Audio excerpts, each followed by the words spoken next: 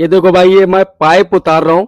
ये पाइप का वजन 8.5 टन है और किसी पाइप का 7 टन 7.5 टन वजन आता है। और ये पाइप एक ही हिसाब के आते हैं, 18 मीटर लॉन्ग लेंथ है इसका। पर ये वजन क्यों कम ज्यादा होता है, इसके अंदर 1 इंची कंक्रीट का लेयर होती है, तो इसकी वजह से इसमें पानी भर के आता है पाइप में। और कुछ लोग बोलेंगे अभी इसको बेल्ट बीच में लगा के भी, सेंटर में लगा के उतारना चाहिए।